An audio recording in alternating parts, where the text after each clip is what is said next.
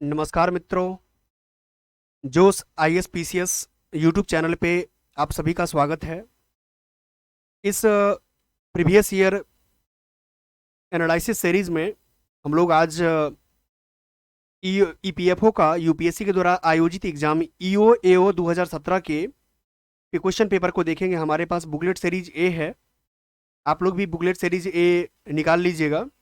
और यही मैं करवा रहा हूँ। यहाँ पर ऑप्शन जो भी आएगा देखिएगा, उसका आंसर दीजिएगा पॉज करके, और फिर फाइनल आंसर से हम लोग मिलाएंगे।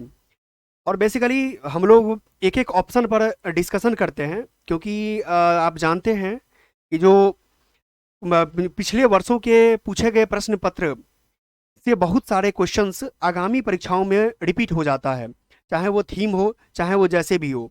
ठीक है, तो हम लोग इस तरीके से इसको देखते हैं।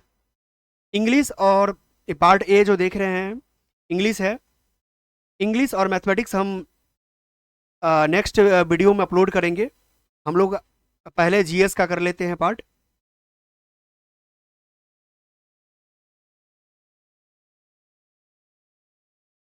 हम लोग पार्ट बी से क्वेश्चन हम लोग करते हैं। Part B question number 21। Question number 21 ये कहता है कि the evolution of provincial finance in British India, a study in the provincial decentralisation of imperial finance के लेखक कौन है? इसका लेखक जो है BR अम्बेडकर साहब है। ठीक है, ये तो फैक्चुअल था, तो इसमें ज़्यादा कोई रिसर्च एनालिसिस की जरूरत है नहीं। नेक्स्ट हम लोग क्वेश्चन पे आते हैं। 22 नंबर क्वेश्चन पढ़िए और आप लोग फिर आंसर कीजिए। कहता है कि अंतर्राष्ट्रीय मामलों के संदर्भ में लॉर्ड कर्जन, ये हिस्ट्री का क्वेश्चन है। और UPSC से लेकर के किसी भी एग्जाम में गवर्नर जनरल, जो भी ब्रिटिश गवर्नर जनरल था, उससे क्वेश्चन कंटिन्यू पूछा जाता है। ब्रिटिश वाइसराय, ठीक है, लॉर्ड कर्जन। अब उसके बारे में हम लोग देखते हैं क्या सही क्या है। उसने शांतिवादी नीति का पथ समर्थन किया था, पक्ष समर्थन कभी नहीं। अब कहता है कि वो फारस की खाड़ी, सिस्तान और ब्रिटिश प्रभाव क्षेत्र पर को स्थापित करना चाहता था। बिल्कुल सही, यही किया था। नेक्स्ट कहता है कि हम लोग देख लेते हैं कि इसमें कौन नहीं होगा। चीन के विरुद्ध इंग्लैंड और रूस को मित्र बनाना चाहता था, नहीं। वह USA के लिए एक ध्वज लहराव मिशन का नेतृत्व करना चाहता था, ऐसा नहीं है। इसका मतलब इसका आंसर क्या हुआ? बी हुआ। नेक्स्ट क्वेश्चन है मेरा 23 नंबर क्वेश्चन, कि ब्रिटिश इंडिया काल के असम जो राज्य है के बारे में बात करना है। इसके बारे में कहता है कि यह पूर्वोत्तर सीमांत अभिकरण, नॉर्थ ईस्ट फ्रंटियर एजेंसी का हिस्सा था, नहीं। 1865 में इसे प्रांत का दर्जा दिया गया, नहीं। नेक्स्ट देखिए, C D कहता है कि अहोम राज्यों द्वारा शासित एक देसी राज्य था। अहोम राज्य तो था, लेकिन ये ब्रिटिश काल के दौरान नहीं था। नेक्स्ट कहता है कि C 1874 में इसे बंगाल से अलग कर दिया गया था, बिल्कुल सही है। और सिलहट को, अभी भी सिलहट है, सिलहट को इसके साथ मिलाकर एक मुख्य आयुक्त प्रांत बना दिया गया, बिल्कुल सही आंसर है। नेक्स्ट 24 नंबर क्वेश्चन देखते हैं। 24 नंबर क्वेश्चन में कहता है कि 1930 के दशक में केरल राज्य में कृषक संघों को क्या कहा जाता था? तो देखिए, कॉमन जो मैं देखता हूँ खासकर दक्षिण राज्यों में, कि उसके नाम के लास्ट में मौ लगा रहता है। तो एक ट्रिक्स समझिए, एक ट्रिक्स के रूप में, किसान सभा नहीं होगा, कीर्ति किसान नहीं होगा, किसान मोर्चा नहीं होगा, यहाँ लगा हुआ मौ, कृषक संगम, इसलिए इसका आंसर कृषक संगम होगा। और ये वहाँ केरल का जो एक भाषा भी क्या है वहाँ का, मलयालम है।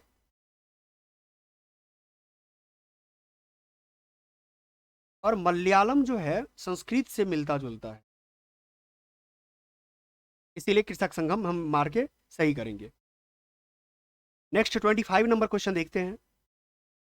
25 नंबर का कि 9 मई को के दिन को कांग्रेस ने इथोपिया दिवस, ये करंट संबंधित क्वेश्चन है, फिर भी देख लेते हैं कि ऐसा क्या हुआ था, क्यों घोषित किया गया था।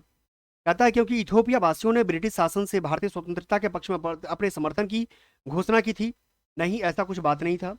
क्योंकि इथोपिया उस दिन ब्रिटेन से स्वतंत्र हुआ था, ऐसा नहीं है।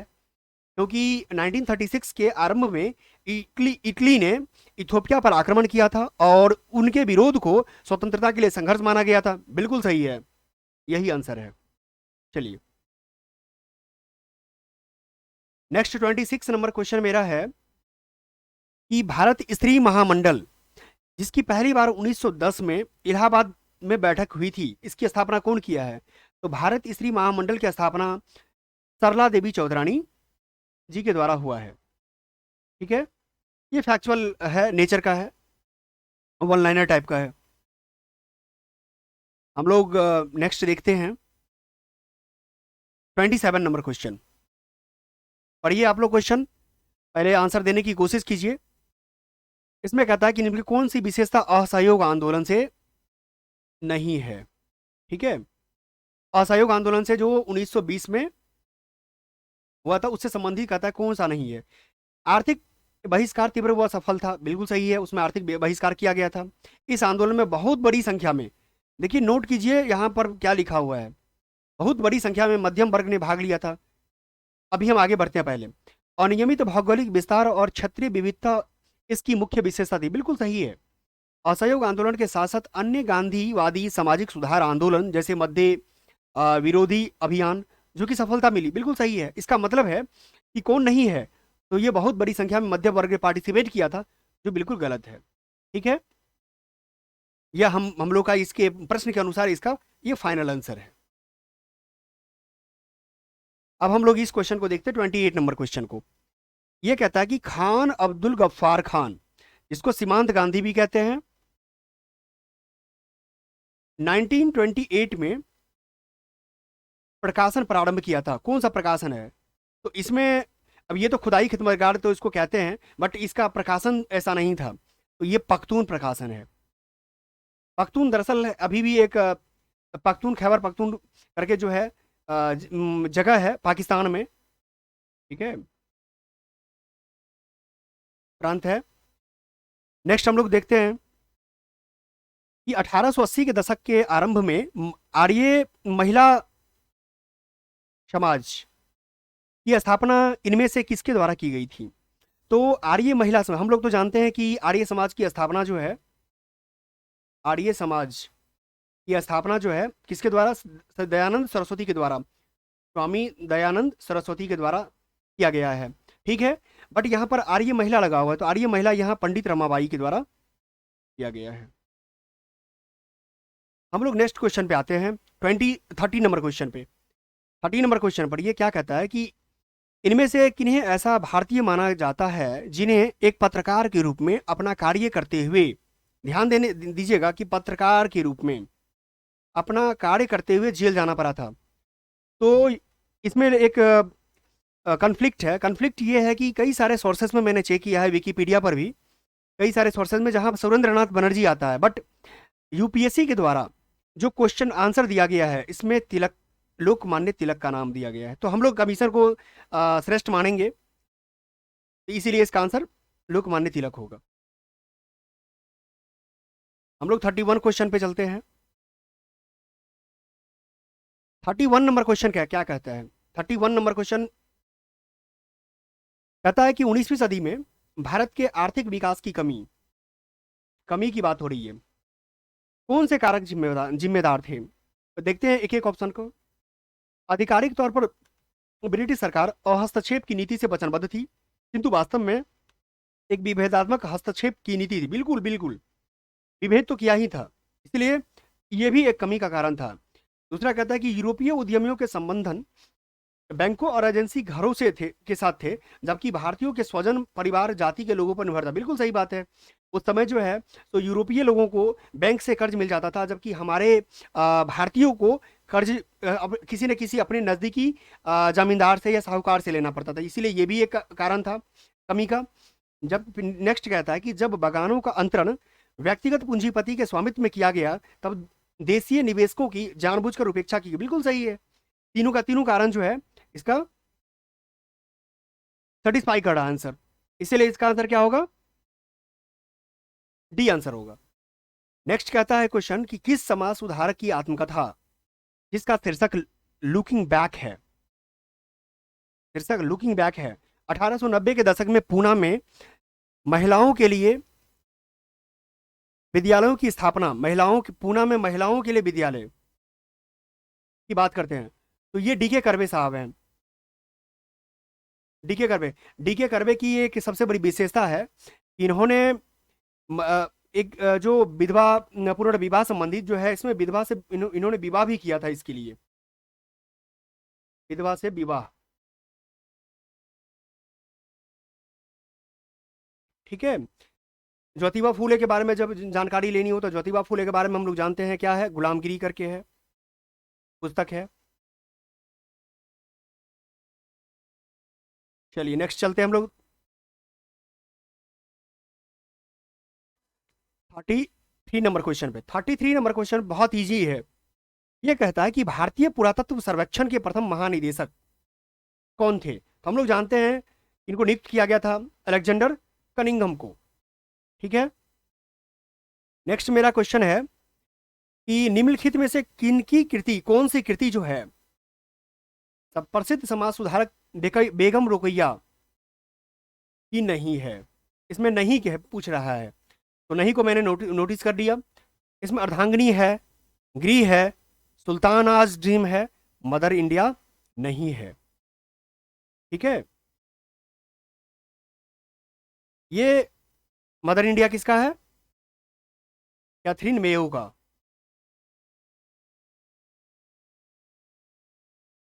कैथरीन मेयो का। चलिए नेक्स्ट कहता है 35 नंबर क्वेश्चन कि कौन सी एक विशेषता मुगल इतिवृत्तियों की नहीं है?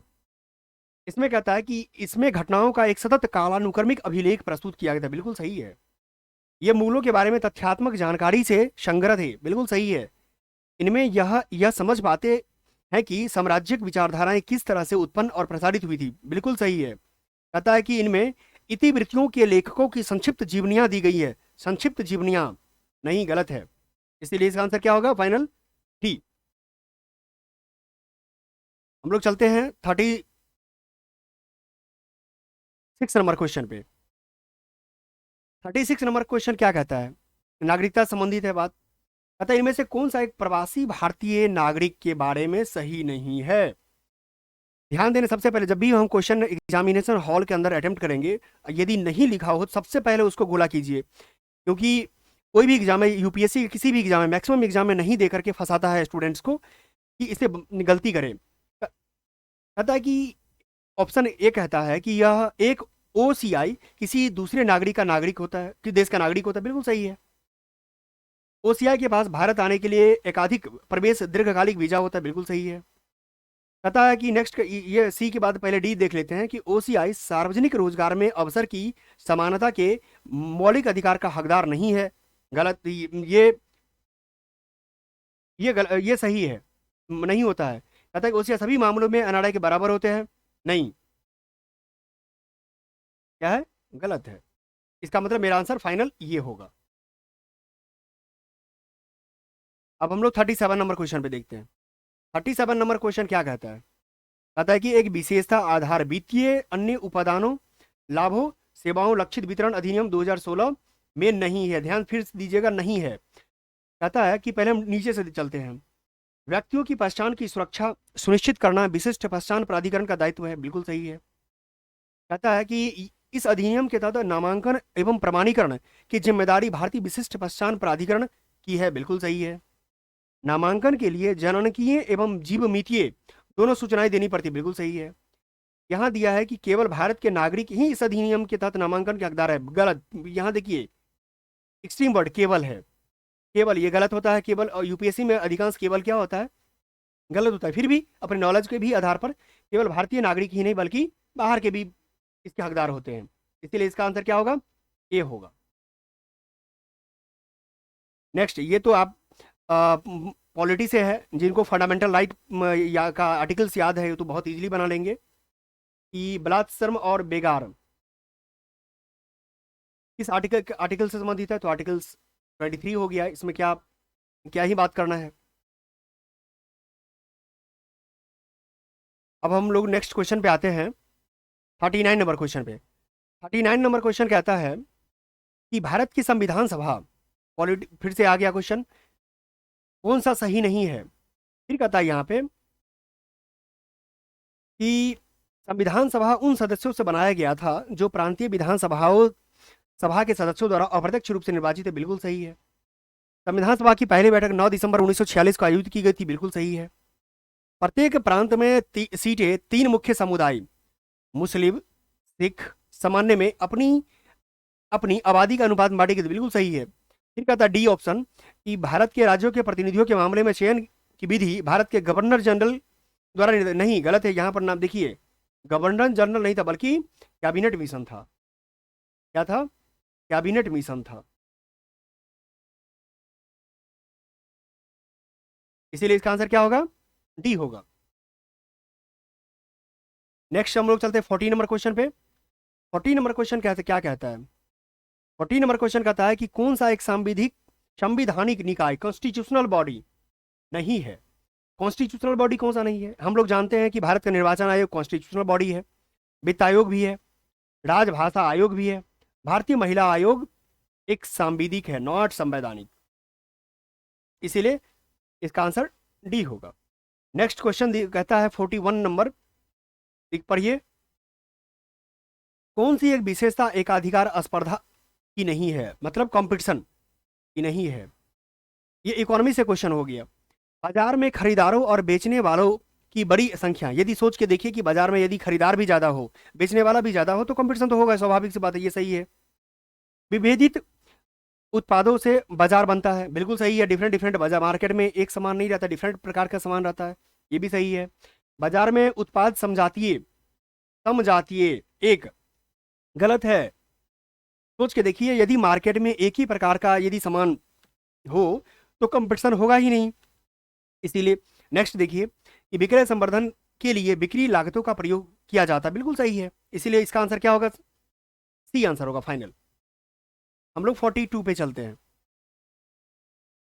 42 क्या कहता है? 42 कहता है कि आर्थिक लागत की तुलना में सामाजिक लागत अधिक होती है।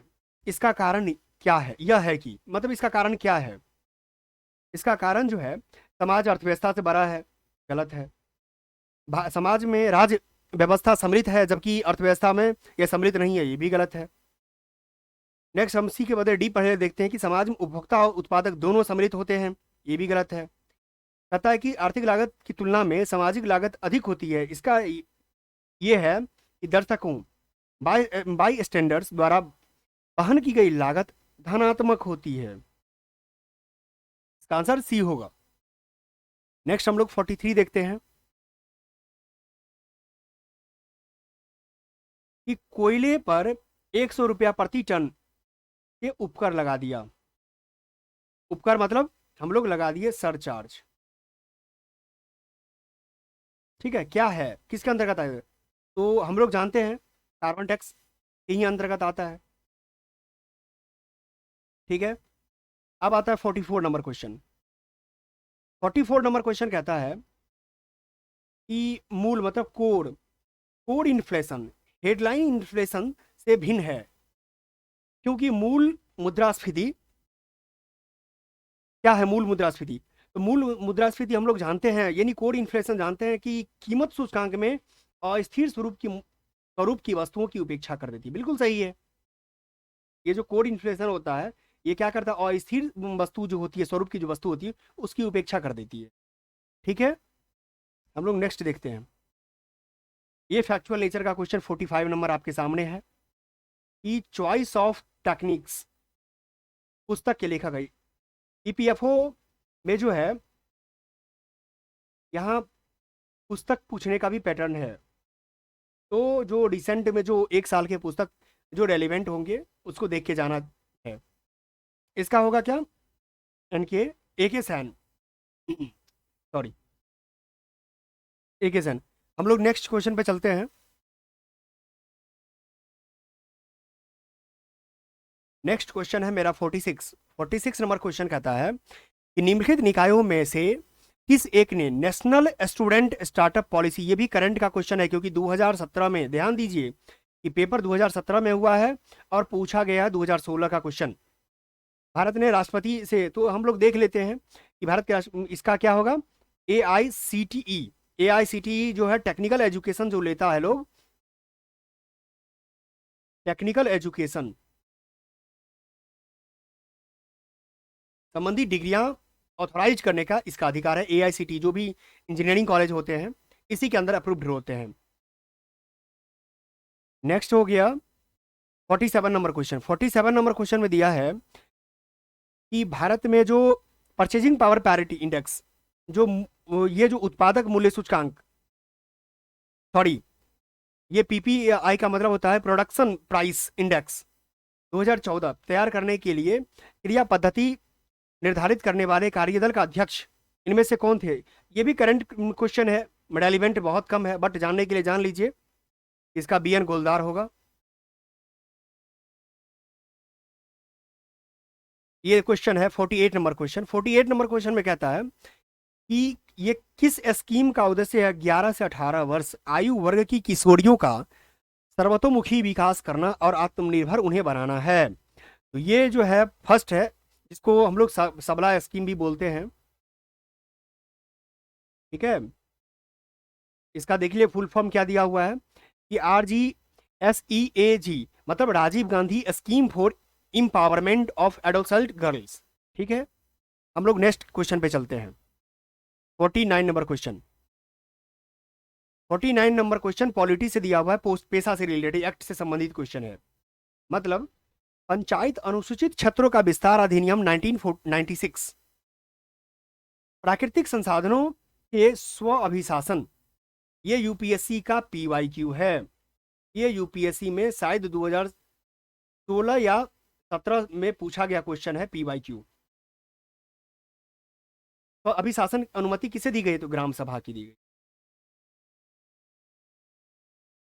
नेक्स्ट क्वेश्चन है कि कौन सा देश WTO का, तो WTO से संबंधित अभी जैसे इस बार की बात अगर किया जाए तो G20 बहुत रेलिवेंट क्वेश्चन है। तो G20 से क्वेश्चन बनेगा, इसलिए इसको देख के जाना है। संस्था से क्वेश्चन बनता है, इसमें कहता है कौन नहीं है, तो इसमें जापान है, चीन है, रूस है, ईरान नहीं है। 51 नंबर क्वेश्चन है कि एक स्टैंड अप उद्यम कहाँ स्थापित किया जा सकता है। तो अब सोच के देखिए, कॉमन क्वेश्चन है यहाँ पर, तो विकल्प ऑप्शन वाइज दिया हुआ है, कूट बेस्ड क्वेश्चन है, यहाँ पर बनाना बहुत आसान होगा। एक भी अगर मुझे पता चल जाए कि यहाँ नहीं होगा तो मुझे आंसर आ जाएगा। सबसे पहली बात, स्टैंड अप इंडस्ट्री की बात हो रही है, तो कृषि क्षेत्र में नहीं होता है। एक जब ये मेरा मुझे पता है एक नहीं होगा, आंसर इसको हटाते हैं। अब आंसर डायरेक्ट आ गया मुझे 2, 3, 4, यानी पढ़ना ही नहीं है मुझे। समय कितना बच गया, विनिर्माण क्षेत्र पढ़ लेते हैं, सेवा क्षेत्र और व्यापार क्षेत्र में बनता है, एस्टैब्लिश होता है स्टैंड अप इंडस्ट्री। नेक्स्ट हम लोग चलते हैं। नेक्स्ट क्वेश्चन मेरा है 52 नंबर क्वेश्चन है। 2016 ईस्वी में, देखिए एक साल ही करंट आता है, एक साल पीछे का करंट। अब आता है कि राजीव गांधी खेल रत्न पुरस्कार वर्तमान में आप लोग को कमेंट करना है कि इसका नाम क्या है, फिर भी मैं बता देता हूं, मेजर ध्यानचंद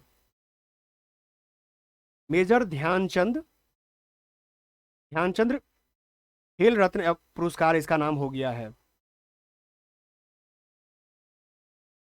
वर्तमान में, ठीक है। तो राजीव गांधी खेल रत्न पुरस्कार यानी मेजर ध्यानचंद खेल रत्न पुरस्कार किन्हें दिया गया था, तो ये तो वर्तमान में जो रिसेंट करंट का क्वेश्चन है, तो करंट में जो जिनको दिया गया है उन्हें देख करके जाना है। Next 53 number question. देखिए फर्स्ट नेचर में क्वेश्चन देखने से क्या लगता है कि 2016 में पूछा गया है, 2016 अगस्त दिया हुआ करंट का क्वेश्चन होगा, नहीं। यहाँ पर एक ऐसी चीज लिखी हुई है जो समझने वाली बात है कि यहाँ लिखा हुआ है कि रैमजेट पराध्वनिक दहन रैमजेट स्क्रैमजेट इंजन का सफलतापूर्वक परीक्षण किया है। अब बताइए स्क्रैमजेट इंजन के बारे में क्या जानते हैं आप। फर्स्ट कूट कहता है कि इसे सबसोनिक और सुपरसोनिक दोनों दहन तंत्र पद्धतियों में कुशलतापूर्वक प्रचलित किया जा सकता है, बिल्कुल सही है। भारत किसी स्क्रैमजेट इंजन के उड़ान परीक्षण को प्रदर्शित करने वाला यहाँ हो गया स्क्रीन, एक जो फैक्चुअल नेचर है यूपीएससी के द्वारा यही सब गलती कर यहाँ चेंजिंग करने की संभावना होती है। जब आप यूपीएससी क्वेश्चन को एनालिसिस करेंगे तो आपको बहुत क्वेश्चन में दिखेगा कि इस टाइप का गलती करता है। तो इससे पहले यूएसए कर चुका है, रूस कर चुका है, जापान कर चुका है, डिफरेंट कर चुका है, चीन भी कर चुका है। ठीक है, तो यहाँ पहला नहीं है। हम लोग नेक्स्ट क्वेश्चन पे आते हैं।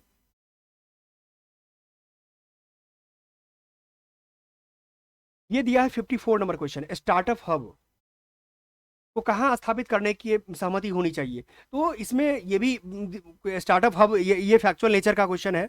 इसमें कोई जहाँ पर रिसेंट का जो दिया जाएगा उसके अनुसार हो जाएगा।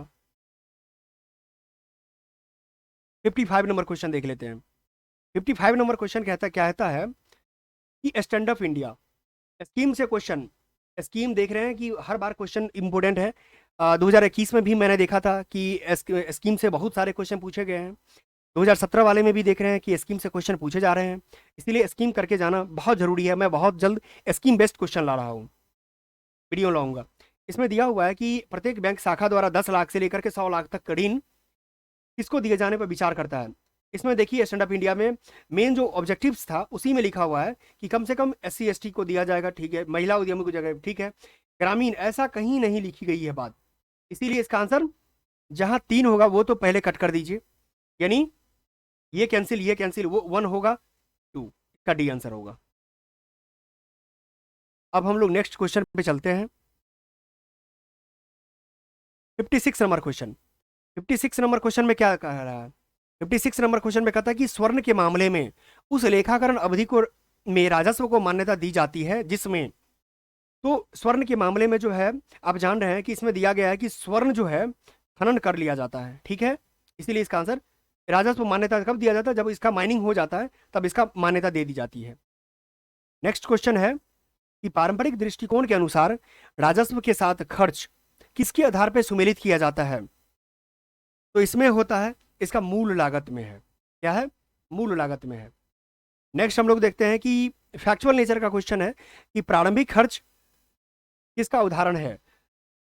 तो प्रारंभिक खर्च किसका उदाहरण है? अस्थगित राजस्व व्यय का।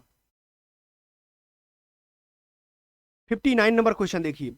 59 नंबर क्वेश्चन कहता है कि अस्थायी परिसंपत्तियों का मूल्य ह्रास किसका उदाहरण है। तो इसका राजस्व व्यय या खर्च का एग्जाम्पल है, ठीक है। 60 नंबर क्वेश्चन में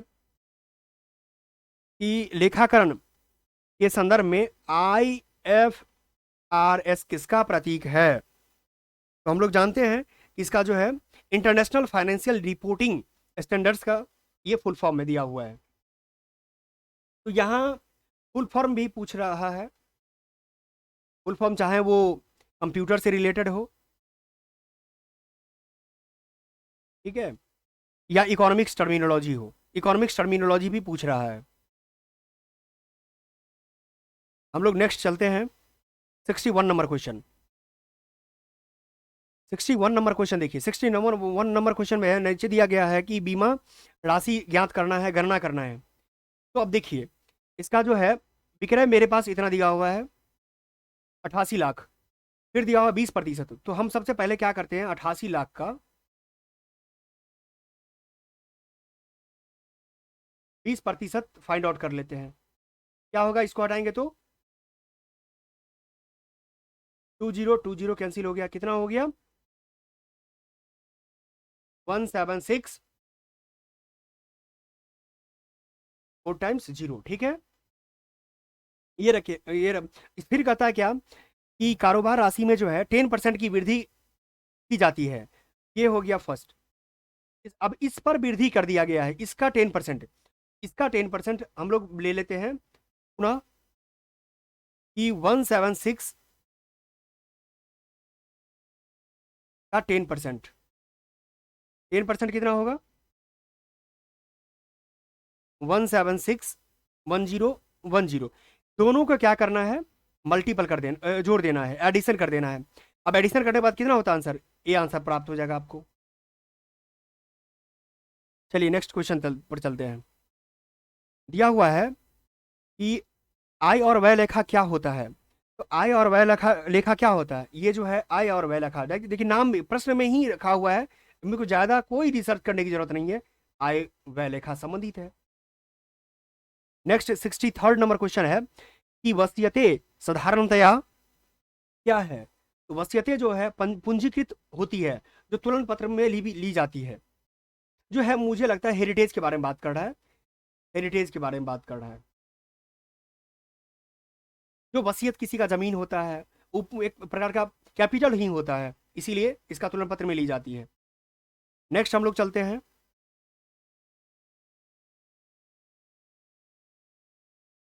64 नंबर क्वेश्चन। 64 नंबर क्वेश्चन में दिया है पारेषण, जो रेमिटेंस की बात कर रहा है यहाँ पे, भेजे हुए माल पे असामान्य हानि किस लेखे में क्रेडिट की जाती है? यहाँ क्रेडिट की बात है, नॉट डेबिट, क्रेडिट की जाती है। तो यहाँ क्या होगा? परेशान लेखा, देखिए प्रश्न में ही लिखा हुआ है, ज्यादा कोई रिसर्च की जरूरत नहीं है। Remittance account, remittance. नेक्स्ट हम देखते हैं, कहता है कि जब संयुक्त उद्यम के लिए वस्तुएं खरीदी जाती है, ज्वाइंट इंडस्ट्री के लिए जब वस्तु खरीदी जाती है, तब राशि किस लेखे में नामे की जाती है? इसका देखिए कितना इजी क्वेश्चन है। अभी तो आपने देखा कि जो प्रश्न में लिखा हुआ है उसी का आंसर, 4 क्वेश्चन तो फ्री में मिल रहा है मुझे। संयुक्त उद्यम लेखा।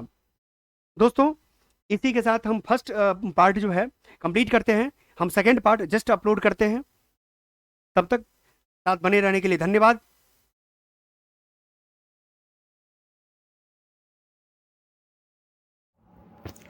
यहाँ तक साथ बने रहने और कंप्लीट वीडियो देखने के लिए आप सभी का बहुत बहुत धन्यवाद। मुझे आशा और विश्वास है कि आपको यह वीडियो बहुत अच्छा लगा होगा। साथ ही अगले सेशन में कौन से टॉपिक पर वीडियो चाहते हैं उससे अपना कमेंट ज़रूर दें, जिससे कि हम आप सभी के लिए तैयारी में सहायक बन सके। जय हिंद।